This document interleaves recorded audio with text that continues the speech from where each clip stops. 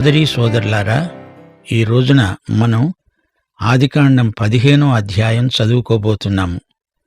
ఈ అధ్యాయంలో దేవుడు అబ్రాహాముకు ఒక కొత్త ప్రత్యక్షం అనుగ్రహించాడు. యెహోవాయే కేడెము, డాలు. ఆయనే అబ్రాహాముకు గొప్ప బహుకృతి. అబ్రాహాము విశ్వాసమును గురించి మరికొన్ని పాఠాలు నేర్చుకుందాము. దేవుడు అబ్రాహాముతో నిబంధన చేసుకున్నాడు. 15వ అధ్యాయంలో బైబిల్ అంతటిలోకి అతి ప్రాముఖ్యమైన కీలక సత్యాలు, మర్మాలు ఉన్నాయి. పరిశుద్ధాత్మ దేవుడు మనకు వాటిని బయలుపరుస్తాడని నిరీక్షిస్తున్నాము. ఆదికాండం 15వ అధ్యాయం 1వ వచనం. ఇవి జరిగిన తరువాత యెహోవా వాక్యము అబ్రాముకు దర్శనమందు వచ్చి పలికింది, అబ్రామా, భయపడకు, నేను నీకు కేడెము, నీ బహుమానము అత్యధికమవుతుంది. దేవుడు అబ్రాముతో మాట్లాడడం ఇది 4వసారి. దేవుడు అబ్రహామును, అతని వ్యక్తిత్వాన్ని, సౌశీల్యాన్ని అభివృద్ధిపరుస్తున్నాడు. అతని ఆధ్యాత్మిక వ్యక్తిత్వాన్ని పెంపార చేస్తున్నాడు. అబ్రాము ఇప్పుడే ఒక సాహస కార్యం చేసి వచ్చాడు. యుద్ధంలో విజేతగా తన సోదరుని కుమారుణ్ణి లోతును విడుదల చేసి తెచ్చాడు. అబ్రాహాము విశ్వాసంలో మరో మెట్టు పైకి ఎక్కాడు. సొదొమరాజు ఎంతో ఇవ్వజూపితే అబ్రాహాము నిరాకరించాడు. ఇది కూడా విశ్వాస విజయమే. దేవుడు ప్రత్యక్షమై అన్నాడు, అబ్రామా, భయపడకు, నేను నీకు కేడెమును, డాలు లాంటివాణ్ణి. సోదరీ సోదరులారా, ఇది గొప్ప వాగ్దానం. దేవుడు తనకు కేడెమై ఉండబట్టే యుద్ధంలో విజయం సాధించాడు. లేకపోతే యుద్ధంలో బతికి బయటపడడం అసాధ్యం. అబ్రాహాము విజయం అతని విశ్వాసమే. ఇప్పుడు దేవుడు అబ్రాహాముకు జ్ఞాపకం చేస్తున్నాడు, నేను నీకు డాలును, కేడెమును, నీకు విజయం ప్రసాదించే కేడెమును. శత్రువులను తరిమి కొట్టగలిగావంటే నీ విజయ రహస్యం ఇదే. నేను నీకు కేడెమును, డాలును, నీవు భయపడవద్దు. నీ బహుమానం అత్యధికమవుతుంది. రాజు ఇచ్చింది వద్దని తిరస్కరించి మంచి పని చేశావు. శోధనను జయించావు. నీ బహుమానం గొప్పది. శోధనలో జయించిన నీకు గొప్ప బహుమానమిస్తాను. దేవునియందు విశ్వాసముంచి దేవుని వైపు చూచి శోధనలను త్రోసిరాజనే వ్యక్తికి దేవుడు గొప్ప బహుమానమిస్తాడు. జయించేవానికి ప్రకటన గ్రంథంలో ప్రభువు ఎన్నెన్నో బహుమానాలు ఇస్తానన్నాడు గదా. సోదరీ సోదరులారా, నా మాట వినండి. అబ్రాహాము ఏదో అసాధారణ వ్యక్తి అని కాదు. అతడు మనలాంటివాడే. కాని అతని విశ్వాసం క్రియాశీలమైనది, ప్రగతిశీలమైంది. అబ్రాము మామూలు మనిషే, కాని అతడు విశ్వాసముంచిన దేవుడు గొప్ప దేవుడు. భక్తి అంటే ఏదో తెచ్చుకోలు వేషం కాదు. దైనందిన జీవితంలో మనకు ఎదురయ్యే శోధనల్లో దేవుని సాయంతో గెలవటం, అది గొప్ప. వేషధారణ దేవునికి బొత్తిగా ఇష్టం ఉండదు. కపట భక్తులు దేవుని దృష్టిలో ఎందుకు కొరగానివారు. ఇప్పుడు వినండి, అబ్రాము ఎలా మాట్లాడుతున్నాడో చూడండి. అబ్రాము అన్నాడు, ప్రభు యెహోవా, నీవు నాకేమి ఇచ్చి ఏమి ప్రయోజనం? నేను సంతానము లేనివాడినైపోతున్నానే. దమస్కు ఎలియాజరే నా ఇంటి ఆస్తికర్త అవుతాడే. నీవు నాకు సంతానము ఇయ్యకపోతే నా పరివారంలోనే ఎవడో ఒకడు నాకు వారసుడవుతాడు, అంతేగా మరి. ఇంతకు అబ్రహాము ఏమంటున్నాడు? నాకు ఐశ్వర్యం వద్దు, నాకేమీ అక్కర్లేదు, నాకు సంతానం లేదు, ఇది నా హృదయంలో ఉన్న భారం. నాకు కొడుకు కావాలి. నన్ను జాతులకు తండ్రిని చేస్తానన్నావు గదా. నా సంతానం ఇసుక రేణువులంతమంది అవుతారు అన్నావు. అయితే ఇప్పుడు నాకు ఒక కొడుకు కూడా లేడే. హమూరాబీ న్యాయశాస్త్రమని ఉంది.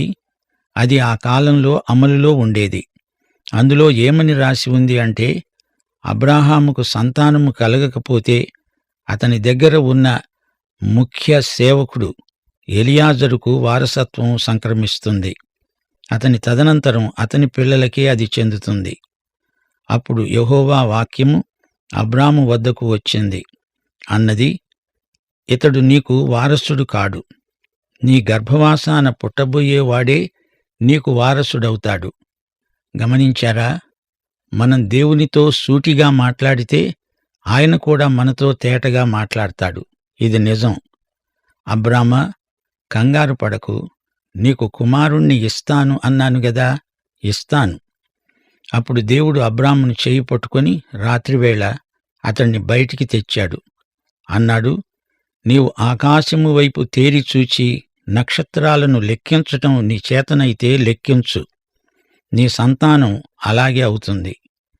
2 వస్తుపాఠాలు ఇక్కడ ఉన్నాయి. 1 సముద్ర తీరమందలి ఇసుక రేణువులు, 2 ఆకాశ నక్షత్రాలు. అబ్రాము ఆకాశ నక్షత్రాలను లెక్కించలేడు. ఒక్కసారి చూస్తే 4000 నక్షత్రాలు అనిపిస్తాయి గాని అవి 50,000 నక్షత్రాలు. వాటిని లెక్కించడం కుదరదు, కన్ను చెదిరిపోతుంది.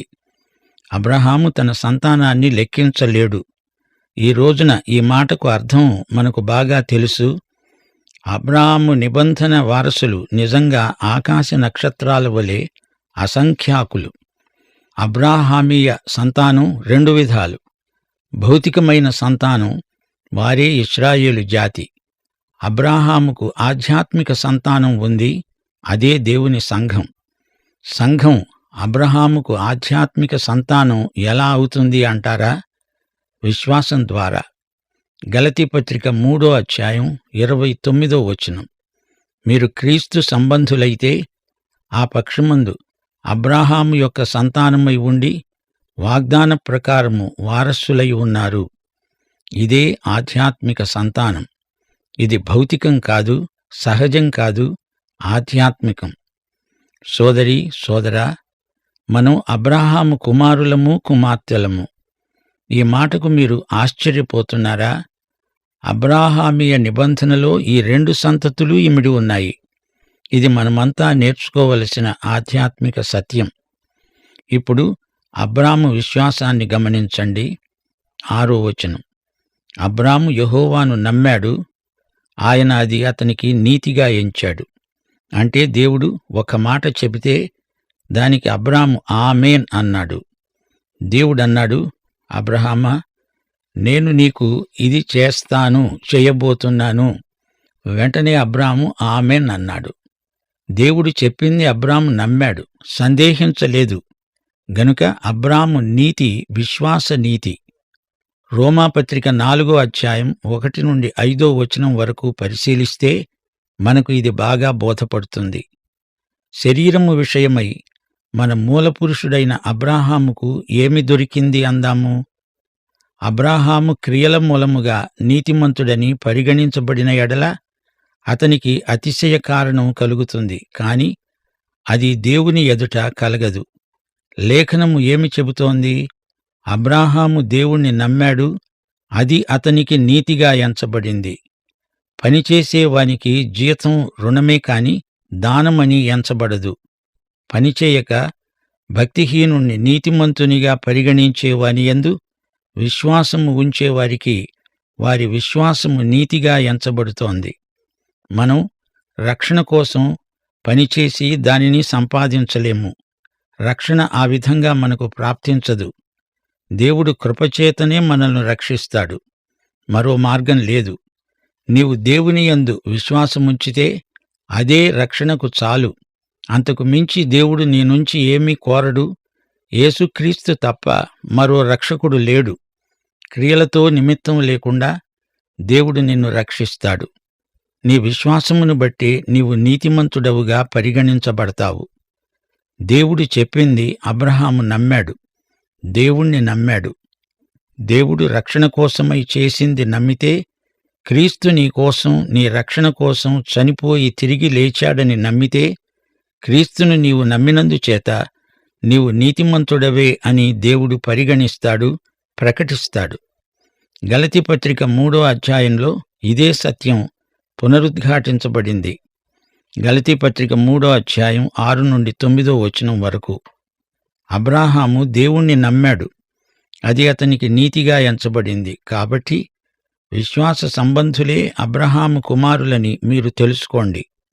దేవుడు విశ్వాసం మూలముగా అన్యజనులను నీతిమంతులుగా పరిగణిస్తాడని లేఖనము ముందుగా చూచి, నీ యందు అన్యజనులందరూ ఆశీర్వదించబడతారు అని అబ్రాహాముకు సువార్తను ముందుగా ప్రకటించింది. కాబట్టి విశ్వాస సంబంధులే విశ్వాసము గల అబ్రహాముతో కూడా ఆశీర్వదించబడతారు. అబ్రహాము విశ్వసనీయుడని కాదు, అతడు దేవుని యందు విశ్వసించబట్టి రక్షించబడ్డాడు. ఆదికాండం 15వ అధ్యాయం 7-8 వచనాలు. దేవుడన్నాడు, నీవు ఈ దేశమును స్వతంత్రించుకునేటట్లు దానిని నీకు ఇవ్వటానికి కల్దీయుల ఊరు అనే పట్టణములో నుండి నిన్ను యువతలికి తీసుకొని వచ్చిన యెహోవాను నేనే అని చెప్పినప్పుడు అతడన్నాడు, ప్రభువైన యెహోవా, నేను దీనిని స్వతంత్రించుకుంటానని నాకు ఎలా తెలుస్తుంది? గమనించారా అబ్రాము ఎంత సూటిగా మాట్లాడుతున్నాడో? వాస్తవాన్ని నమ్మగలడు అబ్రాహాము. క్రైస్తవ జీవితంలో మనకు అలాంటి వైఖరి అవసరం. నిజాయితీ లేకపోతే, యథార్థమైన వైఖరి దృక్పథం లేకపోతే అబ్రాహాము దివాలా తీసేవాడే. అసలైన సత్యం నిక్కచ్చిగా ఖండితంగా తెలుసుకోవాలి. ఆ విషయంలో నిజాయితీగా వ్యవహరిస్తాడు అబ్రహాము. అతనిలో వేషధారణ ఇసుమంత కూడా లేదు. రాతపూర్వకంగా ఖండితంగా ప్రతిదీ తేల్చుకోవాలి అనే పట్టుదల కూడా అతనికి ఉంది.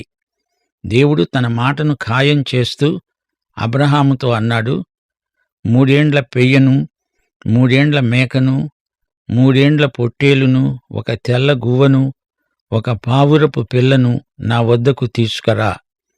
అతడు అవన్నీ తెచ్చి వాటిని నడిమికి ఖండించి దేని ఖండమును దాని ఖండమునకు ఎదురుగా ఉంచాడు. దేవుడు అబ్రహాముతో బలిని సిద్ధం చేయమన్నాడు. పెయ్యను, మేకను, పొట్టేలును ఖండించి ఆ ఖండికలను ఒకదానికి ఎదురుగా ఒకటి అలా ఉంచాడు. గాని తెల్ల గువ్వను, పావురపు పిల్లను అలా ఖండించలేదు. ఒకటి ఇక్కడ, ఒకటి అక్కడ పెట్టాడు.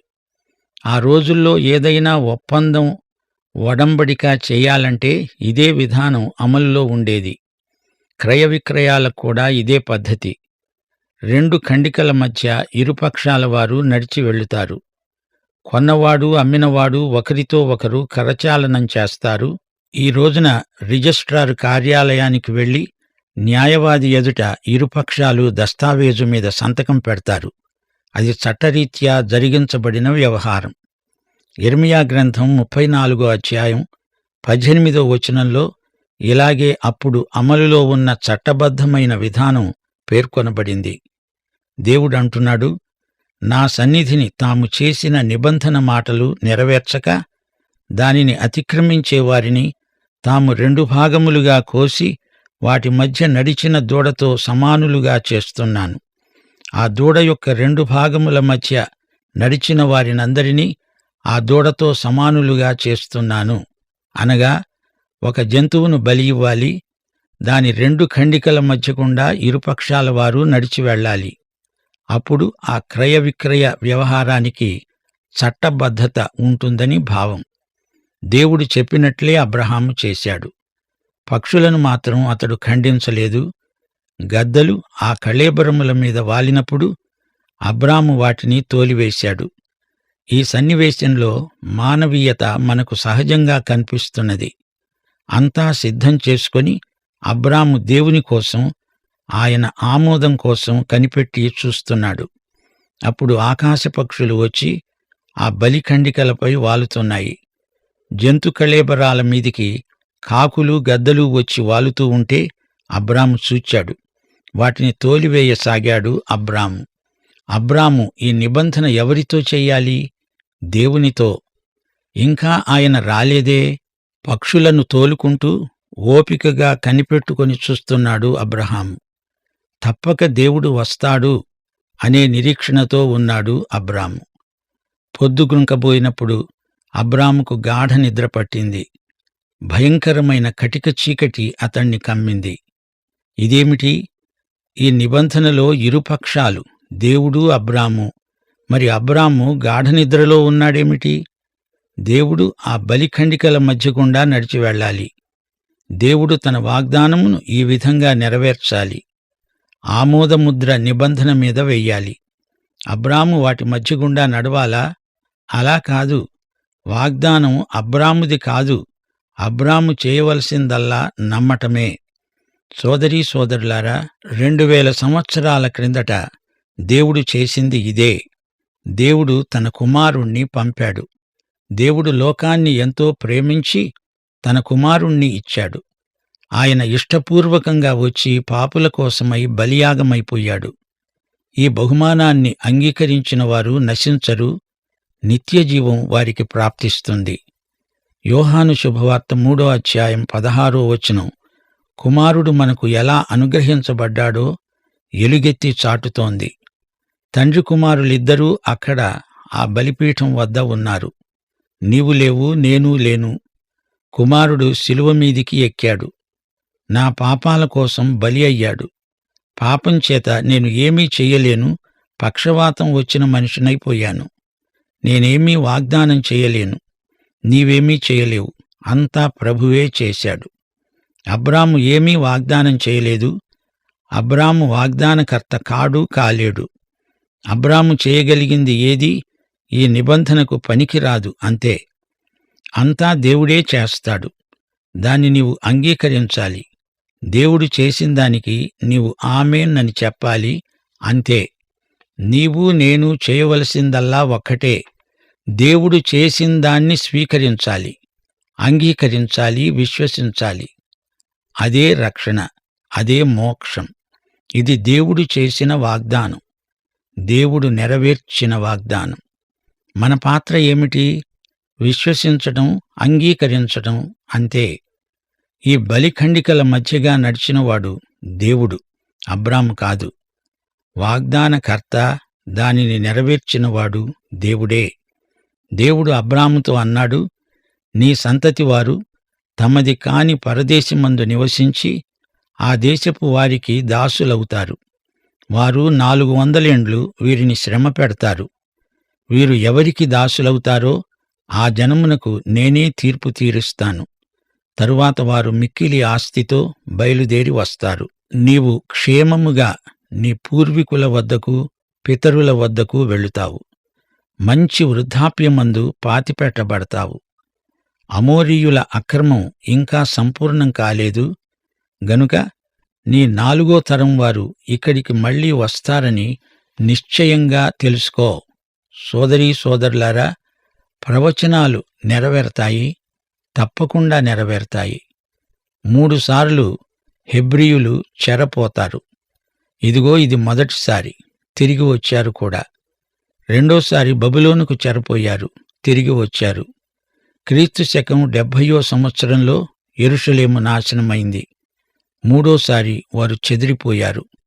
ఇంకా అందరూ తిరిగి రాలేదు. ఇంకా ఇది నెరవేరి ఉండలేదు, నెరవేరుతుంది. ఈజిప్టు నుండి తిరిగి వస్తారు, వచ్చారు. అది అబ్రాము చూడలేదు. అప్పటికి అతడు చనిపోయాడు.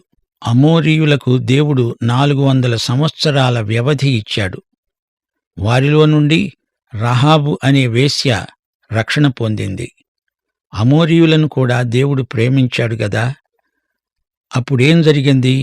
పొద్దుగుంకి కటిక చీకటి పడినప్పుడు రాజుతున్న పొయ్యి, అగ్నిజ్వాల కనపడి ఆ ఖండముల మధ్య నడిచిపోయాయి. ఆ దినమందే యెహోవా అబ్రాముతో నిబంధన చేశాడు. ఈజిప్టు నది మొదలుకొని మహానది అయిన యూఫ్రటీసు వరకు ఈ దేశమును, అనగా కేనీయులను, కనిజ్జీయులను, కద్మోనీయులను, హిత్తీయులను, పెరిజ్జీయులను, రెఫాయీయులను, అమోరీయులను, కనానీయులను, గిర్గాషీయులను, యెబూసీయులను నీ సంతానమునకు ఇచ్చి ఉన్నాను. శ్రోతలు గమనించండి. రాజుతున్న పొయ్యి, అగ్నిజ్వాల, ఈ 2 యేసుక్రీస్తుకు ముందు గుర్తులే, సంకేతాలే. రాజుతున్న పొయ్యి తీర్పును చూపితే, అగ్నిజ్వాల యేసే లోకానికి వెలుగు అని చాటుతుంది. యేసే లోకానికి వెలుగు. ఆయన ఇప్పుడు రక్షకుడు, రాబోయే తీర్పరి కూడా. దేవుడు అబ్రాముకు భూమిని ఇచ్చాడు. అది వాగ్దత్త భూమి. ఈ నిబంధనలో అబ్రహాము చేసిందేమిటి? ఏమీ లేదు. ఇది అబ్రహాము నిబంధన కాదు, దేవుని నిబంధన. అబ్రాహాము ఏం చేసినట్లు? ఏమీ చేయలేదు. దేవుణ్ణి నమ్మాడు, అంతే. సోదరుడా, సోదరీ, దేవుడు నిబంధన దేవుడు. నిన్ను రక్షిస్తాడు. నీది విశ్వాసము, ఆయనది కృప. దేవుడు చెప్పింది, ఆయన చేసింది నమ్మిచూడు, నీవు రక్షించబడతావు. దైవాశీస్సులు. ప్రార్థన చేసుకుందాం. ప్రేమగల తండ్రి, వాక్స్వరూపి, నీవు మాతో మాట్లాడిన విధానము కొరకై మీకు మా హృదయపూర్వకమైన కృతజ్ఞతలు. మీ వాక్య సత్యాలను మా హృదయాలపై ముద్రించినందుకు మీకు కృతజ్ఞులం. పరిశుద్ధాత్మ ద్వారా మీరు మాకు కనువిప్పు కలిగించినందుకు, నీతిని గురించి, పాపమును గురించి, తీర్పును గురించి ఒప్పుదల కలిగించినందుకు మీకు కృతజ్ఞతాస్తుతులు. మా శ్రోతలందరినీ ఆశీర్వదించమని, వాక్య జ్ఞానమందు ఎదుగుటకు కావలసిన కృప దయచేయమని యేసు నామమున ప్రార్థన చేస్తున్నాము తండ్రి. ఆమేన్.